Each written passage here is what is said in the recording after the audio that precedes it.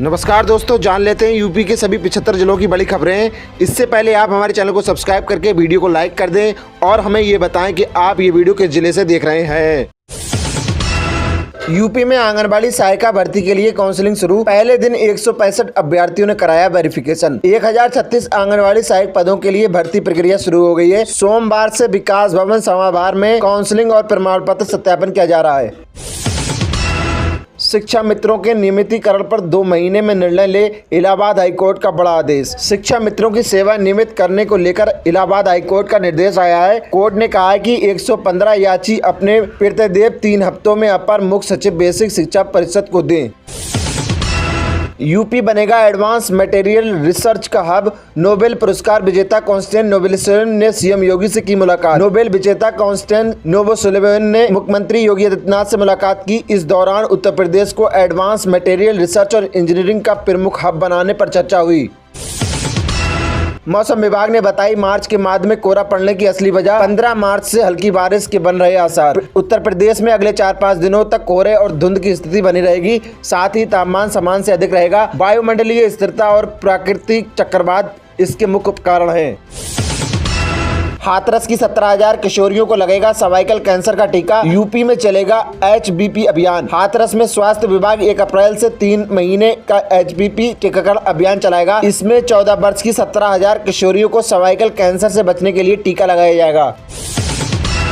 High school के फर्जी प्रमाण पत्र से नौकरी पाने वाला क्लर्क सस्पेंड। विभागीय कार्रवाई की तैयारी। नगर पालिका परिषद गजरौला में कार्यरत लिपिक अजय कुमार को हाई स्कूल के फर्जी प्रमाण पत्र के आधार पर नौकरी पाने के आरोप में निलंबित कर दिया गया है।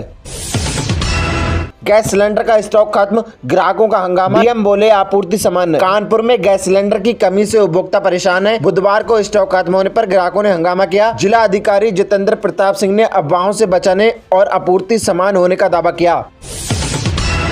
कानपुर में फर्जी फर्म से 1,73 लाख की GST चोरी, महिला मालिक पर मुकदमा दर्ज। कानपुर में एक फर्जी फर्म बनाकर 1,73 लाख रुपए की GST चोरी का मामला सामने आया है। स्पीकर का निर्णय अंतिम होता है। ओम बिरला के खिलाफ विपक्ष के नो कॉन्फिडेंस मोशन पर बोले अमित शाह। केंद्रीय मंत्री अमित शाह ने लोकसभा स्पीकर ओम बिरला के खिलाफ विपक्ष के अविश्वास प्रस्ताव को दुर्भाग्यपूर्ण बताया। हॉर्मुज जल डमरू मार्ग में थाई जहाज पर हमला। गुजरात के कंडाला बंदरगाह आ रहा था मयूरी नारी। हॉर्मुज जल डमरू मध्य में थाई रजिस्टर्ड महावाहक जहाज मयूरी नारी पर अज्ञात प्रोजेक्टाइल से हमला हुआ, जिससे उसमें आग लग गई। ये जहाज यूएई से भारत के कंडाला बंदरगाह जा रहा था। गूगल माइक्रोसॉफ्ट से IBM तक ईरान के टारगेट पर टेक हब। साइबर और इंफ्रास्ट्रक्चर तक फैली जंग मिडिल ईस्ट में इजराइल ईरान युद्ध पर अब इंफ्रास्ट्रक्चर और आर्थिक लक्ष्यों को निशाना बना रहा है। ईरानी मीडिया के अनुसार गूगल, माइक्रोसॉफ्ट, IBM सहित कई अमेरिकी टेक कंपनियों के ऑफिस ईरान के नए टारगेट पर हैं।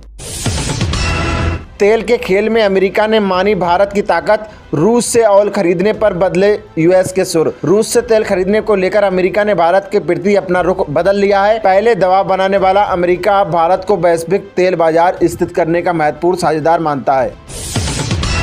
हरदोई के 6 लाख लोगों को मिलेगा PM किसान सम्मान निधि की 22वीं किस्त का लाभ। पोर्टल पर डेटा लॉक। हरदोई जिले में प्रधानमंत्री सम्मान किसान निधि की 22वीं किस्त 13 मार्च को जारी होगी। 6,11,000 से अधिक लाभार्थियों के खाते में 2-2 हजार रुपए सीधे भेजे जाएंगे। कुल 8 लाख से अधिक पंजीकृत किसानों को इस योजना का लाभ मिलता है। गैस संकट के बीच BMC दे सकती है राहत। भुवनेश्वर में लकड़ी कोयला चूल्हे पर लगी रोक हटाने के संकेत। अमेरिका इजराइल ईरान युद्ध के कारण रसोई गैस संकट से भुवनेश्वर के होटल, रेस्टोरेंट और छोटे व्यवसायी प्रभावित हैं। कई प्रतिष्ठान बंद होने की कगार पर हैं। इस स्थिति को देखते हुए BMC वायु प्रदूषण रोकने के लिए लकड़ी और कोयले के चूल्हों पर लगे प्रतिबंध को अस्थायी रूप से हटाने पर विचार कर रही है। सुप्रीम कोर्ट का ऐतिहासिक फैसला। गाजियाबाद के हरीश राणा को इच्छा मृत्यु की अनुमति। सुप्रीम कोर्ट ने भारत में पहली बार पैसिव यूथेनेसिया को मंजूरी दी है। ये फैसला 13 साल से कोमा में पड़े हरीश राणा के लिए आया है, जिनकी जिंदगी मशीनों पर थी। कोर्ट ने उनके पिता की गुहार पर लाइफ सपोर्ट हटाने की इजाजत दी। दुबई एयरपोर्ट के पास ईरान का ड्रोन अटैक, एक भारतीय समेत 4 लोग घायल। ईरान ने दुबई इंटरनेशनल एयरपोर्ट पर एक फिर ड्रोन हमला किया है, जिसमें एक भारतीय सहित 4 लोग घायल हो गए। दुबई मीडिया ऑफिस ने बताया कि अधिकारियों ने 2 ड्रोन रोके। अयोध्या जाएंगे सीएम योगी आदित्यनाथ, नव संवत्सर समारोह की करेंगे तैयारियां, लेंगे जायजा। मुख्यमंत्री योगी आदित्यनाथ गुरुवार को अयोध्या पहुंचेंगे। वे राम जन्मभूमि परिसर में समारोह की तैयारियों की समीक्षा करेंगे। राष्ट्रपति द्रौपदी मुर्मू मुख्य अतिथि होंगी, जिनकी सुरक्षा व कार्यक्रम की रूपरेखा पर चर्चा होगी। यूपी के इन 330 गांवों के लिए खुशखबरी, मुख्यमंत्री ग्राम परिवहन योजना को मिली मंजूरी, गांव तक पहुंचेगी बस सेवा। हमीरपुर में मुख्यमंत्री ग्राम परिवहन योजना 2026 को कैबिनेट की मंजूरी मिल गई है। इससे जिले के 330 गांवों को बस सेवा से जोड़ा जाएगा, जिसमें 130 गांव ऐसे हैं जहां अभी तक बस सुविधा नहीं थी।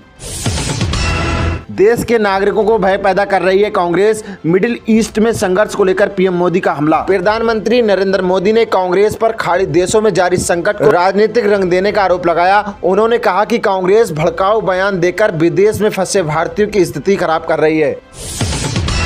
7200 mAh बैटरी वाला वीवो का नया 5G phone launch, 50 megapixel camera, 44 watt fast charging भी सपोर्ट। वीवो ने भारत में अपना नया Vivo V51 pro 5G smartphone launch किया है। ये फोन 7200 mAh की बड़ी बैटरी, 44 वाट फास्ट चार्जिंग और 50 मेगापिक्सल रियल कैमरे के साथ आता है। इसमें मीडियाटेक डायमेंसिटी 7360 टर्बो चिपसेट और 120 हर्ट्ज डिस्प्ले है।